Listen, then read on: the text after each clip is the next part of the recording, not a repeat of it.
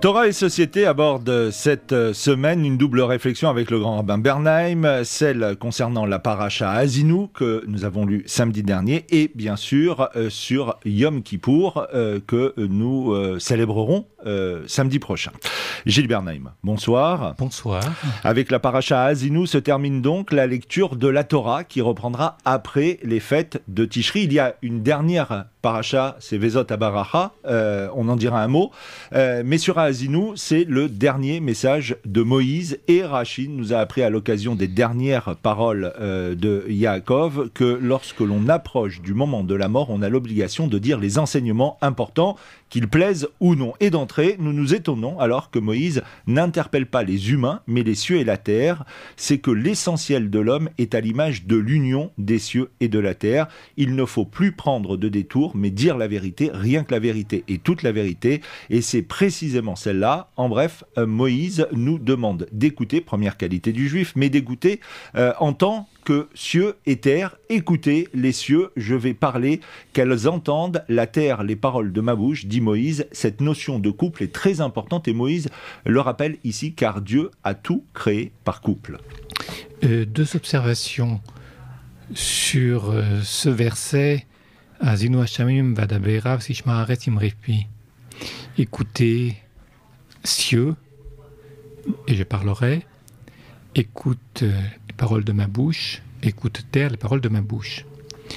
La première, c'est que lorsque les cieux et la terre sont pris à témoin, et nous l'avons lu dans Nitzavim Vayeler, c'est en général contre les humains. Quand je dis contre, c'est comme un témoin à charge, un témoin accusateur, un témoin qui ne peut pas être confondu avec ceux auxquels on s'adresse, c'est-à-dire les humains. Et ce qu'enseignent plusieurs maîtres que nous avons un jour cités à cette antenne, c'est que ce qui différencie les cieux et la terre d'un côté des humains de l'autre, c'est que les humains sont mortels, alors que les cieux éternels apparaissent au premier jour de la création, sont créés en premier, et ils sont toujours là, à la fin du Chumash, et ils seront toujours là. Quelqu'un qui est mortel peut aussi se croire immortel.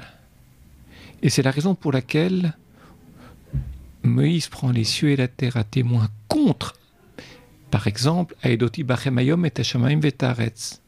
Je prends à témoin contre vous, Israël, les cieux et la terre, pour que les cieux et la terre disent leur différence avec les humains. Les êtres humains qui se croient immortels alors qu'ils sont mortels, sont des gens qui pensent que l'avenir leur appartient, qu'il n'y a pas de terme. Et donc qui ne se préparent jamais, je ne dis pas qu'on se prépare à mourir, mais on fait chaque jour le décompte de ce que l'on a fait, de ce que l'on n'a pas fini, parce que rien ne dit qu'il y aura un demain. Et si on laisse une tâche inachevée, on laisse des dettes. Et l'être humain qui croit qu'il y aura toujours un demain pour faire ce qu'il n'a pas fait aujourd'hui, ce jour, c'est quelqu'un qui pense que l'avenir existera toujours, qui se projette sur un avenir infini, et souvent les gens jeunes ont devant eux l'image d'un temps infini. Lorsque l'on vieillit, on commence à mesurer que le temps est plus limité, il peut être compté. C'est difficile d'accéder à cette sagesse, sans s'angoisser bien évidemment. Ce qui veut donc dire qu'il faut agir chaque jour comme si c'était le dernier jour, afin de ne pas laisser des dettes au lendemain. Et les cieux et la terre, eux, sont véritablement immortels, alors que les êtres humains, eux, sont mortels, et que de ce fait, ils doivent faire comme si l'éternité ne leur appartenait pas. Dans Haazinu, il s'adresse aux cieux et à la terre peut-être pour une autre raison. C'est peut-être la qualité d'écoute qui est ici en jeu. Haazinu, c'est prêter l'oreille. Cieux. Lorsqu'on regarde les cieux, on porte un regard vers le ciel. C'est donc la dimension verticale qui est dessinée ici. Autrement dit, s'extraire de la réalité présente pour entendre autre chose que le fracas du monde. Être capable de méditer, de lever les yeux au-delà de la réalité, afin de ne pas être enfermés dans le paysage de la réalité qui peut nous encombrer totalement et faire de nous des gens qui n'arrivent pas à s'extraire. C'est la transcendance. Oui, c'est la transcendance afin de nous extraire du déterminisme quotidien qui fait que l'on est emprisonné dans la réalité, dans l'immanence, et que l'on n'arrive pas à s'élever au-dessus de la réalité. C'est aussi la définition que l'on pourrait donner à la culture par rapport à la nature. Penser ce qui est de l'ordre de la nature, de la physique, de la réalité, afin de lui donner un sens qui transcende cette réalité. Par contre, il dit « Sishma haaretz imrefi » écoute terre les paroles de ma bouche. S'adressant à la terre, il demande aux hommes d'écouter ce qui est à hauteur de la réalité. Non pas ce qui est à hauteur de la transcendance, mais ce qui est à hauteur de l'immanence. Parce qu'au nom de la méditation, de la transcendance, de l'élévation, on peut en arriver à ne pas s'intéresser à la réalité, ne pas s'intéresser aux êtres humains, et oublier que ceux-ci peuvent avoir des difficultés, que nous sommes aussi là pour être responsables de notre prochain. En s'occupant de choses très élevées, on ne s'occupe plus des besoins de notre prochain ou de nos prochains. Donc il y a deux types d'écoute, celle qui est verticale, celle qui est transcendante, celle qui nous élève au-dessus de la nature, et puis il y a l'écoute de ce qui est de l'ordre de la nature et qui nous invite à ne pas nous enivrer de l'écoute verticale, de la transcendance ou de la méditation. C'est dans la rencontre de ces deux écoutes que nous sommes juifs. Alors Moïse n'adoucit pas ses paroles, il refuse que l'on travestisse l'histoire juive pour tromper le contrat d'alliance entre Dieu et son peuple, qui est un contrat d'amour. Il met chaque génération devant sa responsabilité, qualifie ces arrangements-là de trahison et de fourberie intellectuelle, et Moïse termine les derniers mots de son chant sur l'union indissoluble pour Dieu, de sa terre et de son peuple. Dieu fait une unité identique et éternelle, indissociable et inséparable, qui réhabilitera, malgré les trahisons de son peuple, qu'ils vont le mener à perdre toutes ses forces jusqu'à être sans appui et sans ressources. Vous avez raison de dire que le couple peuple-terre n'a jamais été aussi fortement, je dirais, dessiné, souligné, mis en valeur que dans ces dernières paroles, ou parmi ces dernières paroles que prononce Moïse avant de disparaître, ici dans Haazinu. Et j'ajouterais une chose. Peuple et terre. C'est un enseignement qui devrait nourrir notre actualité. Je suis toujours très frappé par le fait que nombre de gens qui acceptent assez bien les Juifs, parfois qui les flattent ou parfois même qui ont de l'admiration pour les Juifs, aiment beaucoup les Juifs en tant que peuple du livre. Mais le livre, c'est ce qui est derrière soi. C'est ce qui a déjà été écrit. Et donc, au moment où paraît le livre, la pensée qui a conçu ce livre, elle est achevée. On aime Israël, le peuple, Israël ou Israël comme peuple, parce qu'il écrit beaucoup de livres, parce qu'il enseigne beaucoup, parce qu'il réfléchit beaucoup. Mais ça, c'est le peuple au passé. C'est le peuple de l'histoire. Par contre, le peuple actuel, c'est à la fois le peuple du livre, mais c'est le peuple de la terre. Et lorsqu'il s'agit de parler, de dire des choses belles sur Israël, on le fait plus sur le livre, les non-juifs le font plus sur le livre que par rapport à la terre. Vous verrez rarement des hommes politiques venir aux côtés du peuple juif, notamment en diaspora, pour dire son attachement, sa proximité avec Israël, le peuple qui aime une terre, qui la rend belle et qui l'enrichit. S'il s'agit de parler du juif mort, que ce soit la Shoah, les diasporas, le livre, le juif au passé, alors là, il y a beaucoup de cérémonies, beaucoup d'écrits, beaucoup de présence. Je crois qu'avant de mourir, je ne sais pas si Moïse a anticipé, de toute façon il ne parle pas aux nations, il parle ici à Israël, mais il dit quelque chose qui nous fait réfléchir. N'oublions jamais que le peuple juif est à la fois le peuple de la mémoire et le peuple du livre, certes, mais le peuple de la terre, et que ce couple ou ce triptyque est indissociable. Le Rav Horovitz, le Shla HaKadosh, explique l'articulation des concepts qui sont contenus dans les dernières paroles de Moïse. Tous les hommes sont inclus dans le projet divin de sa création, mais un seul peuple est référé à l'essence de son projet, et cela est répété par le fait que Israël est appelé Adam, du nom de la terre d'en haut, qui se dit Adama, et que ce Av est une métaphore du nom de Dieu, et je serai l'égal d'en haut. Pourquoi cette chaîne de concepts ? Parce que la présence divine repose sur ce que l'on appelle un char, Merkava. On dit aussi que le trône de sa gloire est posé sur ce sol Adama, c'est-à-dire qu'il repose sur ce peuple qui s'appelle Adama Adam. Oui, l'enseignement du Shla du Rav Horovitz part d'une idée qui n'est pas simple, mais je dirais sur lesquelles les linguistes pourraient s'interroger. Le mot Adama, au masculin, c'est Adam. Donc il y a effectivement un couple Adam-Adama, l'homme et la terre. Mais le mot Adam est construit autour d'une racine bilitaire, même si en grammaire, les racines bilitaires, on connaît peu. Mais dans les commentaires rabbiniques, on parle souvent de racine bilitaire, c'est-à-dire une racine à 2 lettres. Et dans Adama, il y a Aleph, Dalet, Ed. Ed, il y a Alem min haaretz. C'est cette humidité qui montait du sol. Vous savez, au début du chapitre 2 de la Genèse, lorsque Dieu va façonner l'être humain, il y a une humidité qui monte du sol. C'est le premier geste divin. Quand je dis le premier geste divin, dans le projet de donner naissance à l'homme, de le façonner, Ed, c'est l'humidité, et l'humidité accomplie va donner par étapes successives Adam, qui s'il a un projet de travailler la terre et de la rendre bonne.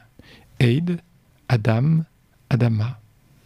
Et puis, il y a un point, je dirais un point silencieux, ce qu'on appellerait un point de fuite, qui est la lettre Aleph, qui est la toute première lettre de Eid, Adam, Adama, qui est une lettre silencieuse. C'est une lettre où on ne parle pas, une lettre qui inspire, mais une lettre qui n'est pas celle de la parole à autrui, qui n'est pas celle du dialogue, qui n'est pas celle du couple. Et c'est peut-être de ce point silencieux que tout démarre. Quand je dis point silencieux, cela veut dire que c'est un point non pas qu'il faut fuir, mais dont il faut mesurer l'insuffisance. Tant qu'il n'y a pas de dialogue, il n'y a pas de parole en retour, donc pas de regard de l'autre sur nous qui nous oblige à nous remettre en question. Si l'on est silencieux et qu'on est dépositaire de la vérité tout seul, eh bien, il n'y a pas de vie, il n'y a pas de progression, et il n'y aura pas d'histoire. Voilà aussi ce qu'enseigne dans un autre texte, proche de celui que vous avez mentionné, le Shla, Shnei Luchot Habrit, l'auteur du Shnei Luchot Habrit, le Rav Yeshayahu Horovitz. Dans quelques jours, ce sera Kippour, l'un des moments les plus sérieux de l'année juive, où les fautes du peuple juif vont être pardonnées à titre collectif mais aussi individuel. Un pardon qui devra néanmoins suivre un chemin très précis, car Dieu ne pardonne que si le fauteur a lui-même demandé pardon. L'homme comme outil du pardon voulu par Dieu, c'est plutôt une idée révolutionnaire, alors que dans d'autres religions, le pardon est accordé au nom de Dieu. Le pardon n'est pas accordé au nom de Dieu dans la Torah. Dieu pardonne à l'homme dès lors que l'homme s'est fait pardonner au préalable des fautes qu'il a commises envers son prochain. Parce que demander un pardon à Dieu et exiger des hommes qu'il vous pardonne du fait que Dieu a déjà pardonné, c'est un petit peu facile. De toute façon, Dieu, il est plus miséricordieux que les hommes. Les hommes, ils pardonnent, mais ils n'oublient pas. Souvent, ils n'oublient pas. C'est-à-dire que la douleur, le préjudice qui a été commis n'en sont pas pour autant effacés. On accepte pour établir des relations sociales de pardonner, mais on n'efface pas tout ce qui peut handicaper la relation et qui est lié au préjudice et à l'événement qui l'a suscité. Alors, c'est un texte qui est très connu dans le traité de Yoma et qui ouvre le traité de Yoma consacré à Kippour, à savoir à Kippour, Dieu pardonne à l'humain, à condition qu'au préalable, il ait demandé pardon à son prochain. Et tout le début du traité de Yoma dessine la relation qui existe entre la réaction divine et l'attente qui est celle des personnes qui ont été affectées, qui ont été blessées, qui ont subi un préjudice, l'attente qui est la leur à l'égard de celui qui a commis le préjudice. Évoquons aussi la similitude qui existe entre Kippour et Pourim, où la notion de sort au sens de sortilège est présentée dans les deux cas. Est-ce à dire qu'en plus de l'action humaine, un sort divin choisirait ceux qui seront inscrits dans le livre de la vie? Non, je ne crois pas. Je pense que la proximité qui existe entre Pourim et Yom Kippour tourne effectivement autour de la racine pour, le sort. Pourim, ça s'est dénoué, je dirais, disons, non pas au hasard, mais avec de la chance. Si le roi Assuérus n'avait pas vécu une insomnie, il ne se serait pas levé dans la nuit, il n'aurait pas consulté les archives, et tout ce qui s'ensuit ne se serait pas passé. Donc il y a une part, sinon de hasard, en tous les cas d'indéterminisme. Et de l'autre côté, il y a d'indéterminisme qui caractérise l'histoire de Pourim. Ce qui montre bien que l'histoire du peuple juif tient à pas grand-chose. Entre la vie et la mort, entre la chance et l'accablement, il peut n'y avoir que l'espace d'un fil et pas beaucoup plus. Yom Kippour, nous l'avons dit, je crois, la semaine dernière, à l'occasion de Kippour, deux boucs identiques étaient choisis. L'un était sacrifié au temple, l'autre était envoyé dans le désert où il mourait en tombant dans un précipice. Et pourquoi est-ce que les deux boucs étaient identiques? L'un des enseignements, c'est que la frontière entre le bien et le mal peut être très ténue. Dans le mal et du mal dans le bien. Et souvent, au nom du bien, on ne sait pas voir dans le mal, dans quelque chose qui n'est pas bon, ou pas immédiatement bon, on ne sait pas voir la part de ce qui pourrait, plus tard, si on s'y prend bien, produire du bien. Et l'excès du bien peut conduire au mal. De la même manière que, lorsqu'on est trop gentil avec quelqu'un, on peut le regretter avec ses enfants. On n'introduit pas le principe de justice, de jugement, de discernement, de rigueur. Et finalement, les enfants vous rendent la moins bonne part, plus tard. Alors, je crois qu'il y a là quelque chose de à la fois très juste et très subtil. Il n'est pas facile de définir le bien et le mal. Je pense souvent aux gens qui parlent beaucoup de la paix et qui parfois sont les causes de beaucoup de guerres. Je pense aussi à ceux qui sont très fermes sur des principes, qui réagissent avec beaucoup de vigueur, qui ont un esprit de décision très tranché. On le leur reproche, on dit qu'ils sont intolérants, on dit qu'ils sont des têtes brûlées, on dit que leurs convictions ne changent jamais, mais que c'est peut-être grâce à cette endurance, grâce à cette persévérance, que le bien finit par surgir. Je dis, je ne sais pas. Ça peut arriver, c'est-à-dire qu'à tous les coups, ça se passe comme ça.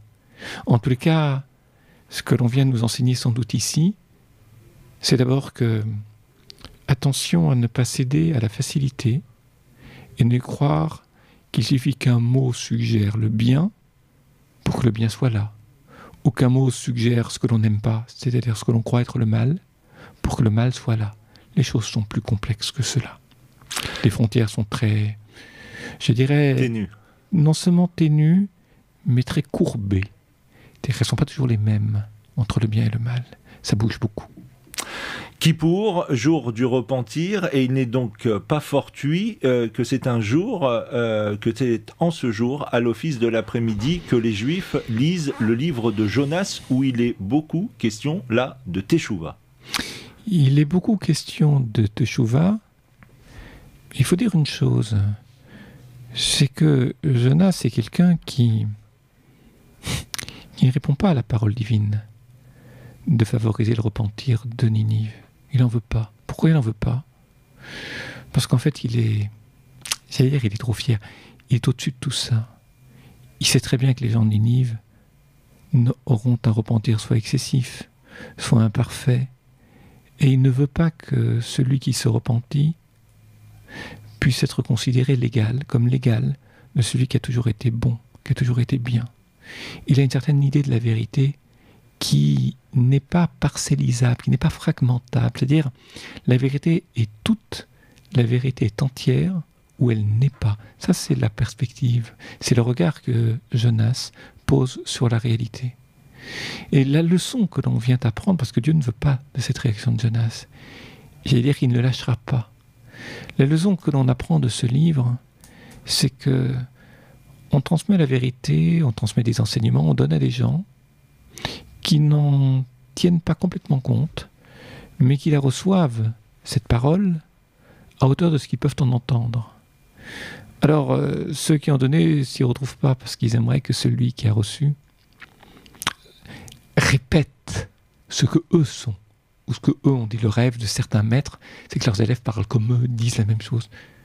Alors qu'il y a des maîtres qui se retrouvent chez leurs élèves et qui entendent en leur nom des choses qui les surprennent, parce qu'elles sont presque novatrices pour eux, très différentes, comme Moïse qui revient dans le Midrash, dans la classe de Rabbi Akiba, qui fait que citer les lois au nom de Halakha Moshe Missai, au nom de Moïse qui les avait reçus sur le mont Sinaï. Et Moïse, la bouche grande ouverte, apprend des choses neuves de la bouche de Rabbi Akiba. C'est pas facile d'apprendre de ses élèves, d'accepter que l'on ne sait pas tout, d'accepter d'être incomplet, d'accepter que l'on a des manques, surtout lorsqu'on est le maître. Et donc, il y a des gens qui ne parleront jamais de leur maître, ou jamais de ce qu'ils ont appris d'autres, parce qu'ils craignent d'être dévalorisés de cette façon-là. C'est aussi un des enseignements de Jonas, et un enseignement qu'il est important de préserver, d'abord, d'entendre, et ensuite de préserver au terme de Kippour. Ne pas penser que parce que Kippour nous purifie, qu'il y a un vrai pardon ce jour-là, que l'on peut être intolérant à l'égard de ceux qui n'y sont pas parvenus. Ils ont acquis des choses, le jour de Kippour, moindres peut-être que d'autres, mais ils ont acquis des choses et il faut le reconnaître. Et surtout, il faut un début de démarche qui, grâce à Kippour, s'est mise en route chez certains gens qui n'avaient pas grand-chose en matière de morale ou en matière de Torah auparavant, que cette route soit poursuivie et que le fil, surtout, ne soit pas rompu au nom d'un jugement total qui serait celui d'une pureté entière ou rien du tout. Pour finir, j'aimerais que nous évoquions aussi le sens du shofar. Le Maharal de Prague, comme d'autres grands maîtres, disent que le shofar a le pouvoir d'unir les fonctions essentielles qui se jouent à tous les niveaux de l'être. La parole, elle, n'a pas ce pouvoir, elle transmet des mots. Le shofar saisit tout, depuis le plus élevé jusqu'à la douleur, le gémissement. Le Zohar dit que le son du shofar est feu, eau et esprit simultanément. Il les réunit et tout est uni comme un couple. Il atteint toutes les dimensions de la Torah, les 4 horizontales, 2 verticales, vers le haut et vers le bas. Et le Maharal de Prague précise que le shofar nous aide à impliquer tout notre être dans la teshuva qui nous est demandée. Le nom shofar indique en hébreu qu'il améliore de la racine chaper. Oui. Si je devais, non pas résumer, ce serait prétentieux, mais conclure sur cet enseignement du Maharal, en peu de mots, je rappellerai que lorsque l'on écoute le shofar, que ce soit Rosh Hashanah, et aussi à la fin du Yom Kippour, lorsqu'on réécoute le shofar, il y a 2 choses qu'on ne fait pas. On ne regarde pas celui qui sonne du shofar, et souvent lorsqu'on porte un talit, et qu'on est en âge de porter un talit, on met le talit sur sa tête, de manière à s'isoler des autres gens. Parce que le son est bouleversant, le son peut être brisant, le son peut être sanglotant, le son peut être rédempteur, c'est-à-dire porteur de force, comme nous l'expliquions dans notre précédente émission sur Rosh Hashanah. Et tout cela est à recevoir. Et pour le recevoir, il faut être pleinement soi-même, il faut être à l'écoute. Je crois qu'il y a un vrai travail d'écoute des sonorités du chauffard, pas seulement de l'image de l'instrument. L'histoire de l'instrument, du bélier, de la ligature d'Isaac, très bien. Mais la sonorité est quelque chose de très important parce qu'elle est suggestive. On y entend quelque chose qui nous permet d'éprouver quelque chose et donc de ressentir ce que d'autres éprouvent également. C'est peut-être par cet enseignement qu'il faut terminer Kippour, et c'est la raison pour laquelle on sonne du chauffard.